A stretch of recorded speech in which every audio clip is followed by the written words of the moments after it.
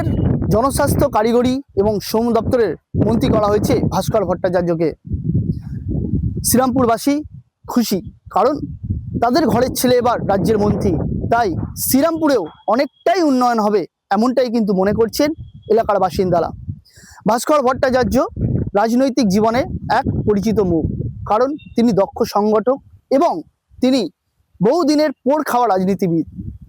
কারণ ভাস্কর ভট্টাচার্য জয়ের সময় থেকে রাজনীতি করছেন, অর্থাৎ 2001-2 সালেও কিন্তু তিনি বিজেপির একটা ভালো পদে ছিলেন। সেই সময় 2 থেকে 3% ভোট বিজেপির ছিল না, কিন্তু হাল ছাড়েননি ভাস্কর বাবু, কারণ তিনি জানতেন অল্প অল্প করেই একদিন এই বিজেপি বাংলায় আসবে। কারণ বিজেপির যে মতাদর্শ, আগে সেই মতাদর্শকে সবার মধ্যে ছড়িয়ে দিতে হবে। ভাস্কর বাবুর শৈশব থেকে বাল্যজীবন এবং স্কুল জীবন থেকে কলেজ লাইফ পুরোটাই কিন্তু শ্রীরামপুরেই কেটেছে, অর্থাৎ এক কথায় শ্রীরামপুরের ঘরের ছেলে। তাই শ্রীরামপুরের অভাব অভিযোগ এবং প্রত্যেকটা জিনিসই এই ভাস্কর বাবুর নখদর্পণে।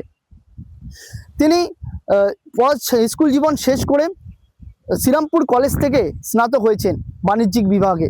এরপরে উচ্চশিক্ষার জন্য সুরেন্দ্রনাথ ল কলেজ থেকে তিনি আইন বিভাগ নিয়ে পড়াশোনা করেছেন এবং আইনজীবী হয়েছেন।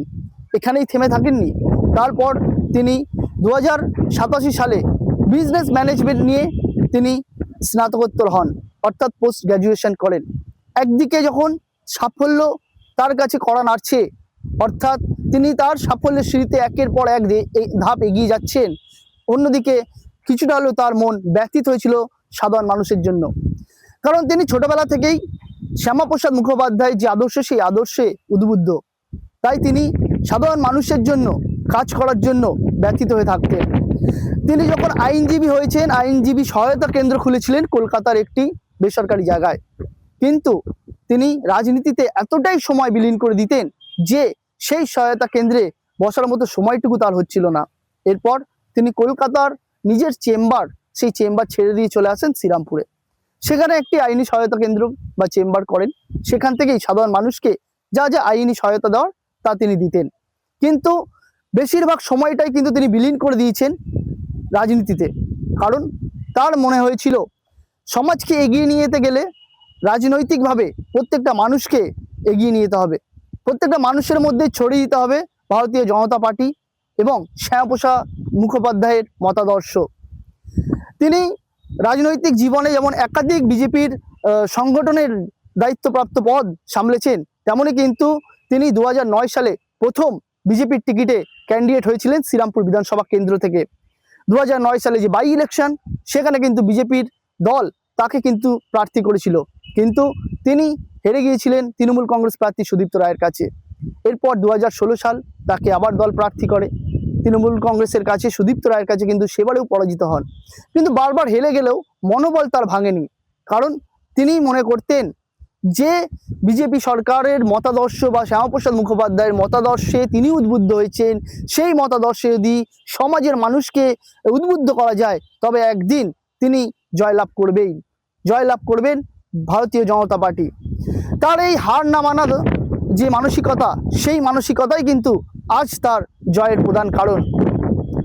এরপর 2009 সাল 2016 সালে তিনি পরাজিত হওয়ার পরেও কিন্তু বিজেপির যে সংগঠন, সেই সংগঠনে একাধিক দায়িত্বপ্রাপ্ত পদ এই ভাস্করবাবু সামলেছেন। তিনি অখণ্ড হুগলি জেলার সভাপতি পদ, বিজেপির যে সভাপতি, সেই সভাপতি পদও সামলেছেন। এরপর ধীরে ধীরে যখন তিনি তার সংগঠনকে আরও মজবুত করছেন, ঠিক সেই মুহূর্তে 2026 সালেও বিজেপি কিন্তু সেই ভাস্কর ভট্টাচার্যের ওপরই আস্থা রাখলো। 2026-এ শ্রীরামপুর লোকসভা কেন্দ্র থেকে ভাস্কর ভট্টাচার্যকে প্রার্থী করে বিজেপি।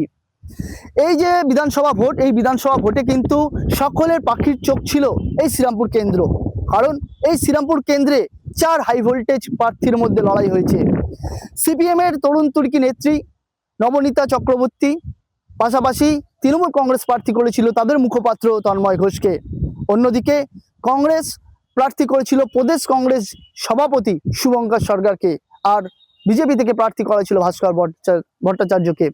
এই চতুর্মুখী লড়াইয়ে কিন্তু প্রায় 9000 ভোটে শ্রীরামপুর থেকে কিন্তু জয়লাভ করেছে ভাস্কর ভট্টাচার্য, পিছনে ফেলে রেখে এসছেন তৃণমূল কংগ্রেস মুখপাত্র তন্ময় ঘোষকে।